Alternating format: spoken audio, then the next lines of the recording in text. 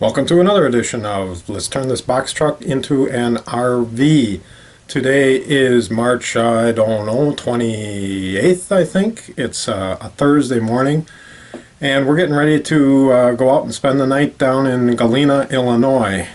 Just a one-night getaway in the new RV. But today's episode is all about TVs. Hey, check this out.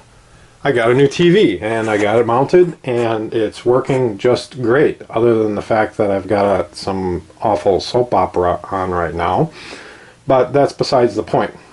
This TV is a 50-inch. It's a Scepter brand, which I know is like bottom of the line, but that's kind of what I was looking for, is basically the cheapest, biggest TV that I could fit in here.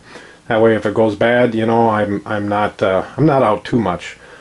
With the jostling around, the bouncing around, you know, it's not like this is just sitting in a living room somewhere. So this TV, I ordered it online from Walmart, and they had a really good deal on it. It was regularly $499.99, and when I ordered it, I paid $259 for it. A few days later I went back and the price dropped to $199. Save $300. So when I picked it up at Walmart, I showed them this piece of paper and said, hey, I paid $259, it's now $199. And they said, well, take it up to the service counter, return it, and buy it back, which I did. So for standing in line for 10 minutes or so, I saved 60 bucks and got a frickin' 50-inch TV for $200. So good deal, good deal. And you know, picture quality is great. It's not a 4K, it's 1028, but that's just fine. That's more than enough. It's kind of like last year's model TV, I think. And you can see I've got it mounted on my arm, the arm that I welded up and designed and built about a year ago at this time.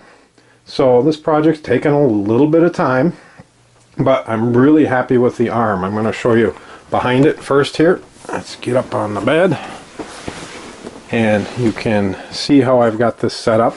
I bought an antenna, and the antenna slips into a little cavity here. So the idea is I can take this antenna out, and it's got a pretty long cable on it. And if I take the cable, I should be able to stretch the antenna out, and I could actually probably run it out the door and set it on the roof. Just, you know, for the night, for the day, if we wanted to do over-the-air reception. This is my latch. This has gone through a couple of revisions, and it's a little rough, but it works. So this pin latches up into this hole, and I've had to file it out a couple times and get everything to fit just right. But it works.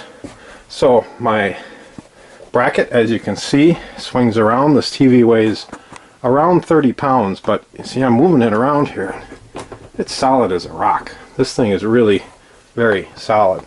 So I swing the TV back, and I have to get up underneath here and push it back, and you can see it locks in place. And you can see also my picture just went to hell. So, you know, here where we live, the over-the-air TV is pretty marginal. We don't get a lot of signals here. We kind of live in the middle of nowhere. So, you know, over-the-air TV is not really good around here. Let's try a different channel. This thing comes with a remote control, of course, and I get all of, when I scanned, it picked up 4 channels. And that's it. And as you can see, even those 4 channels are not coming in well at all. It's interesting that when the TV was swung out on the arm here, it was working better. When I swung it back, maybe it's interference with the antenna or something. I don't know. It's also got, of course, HDMI inputs, and I've got a little HDMI cable here that I can hook to a laptop and either stream video or throw some content onto the laptop and view that way.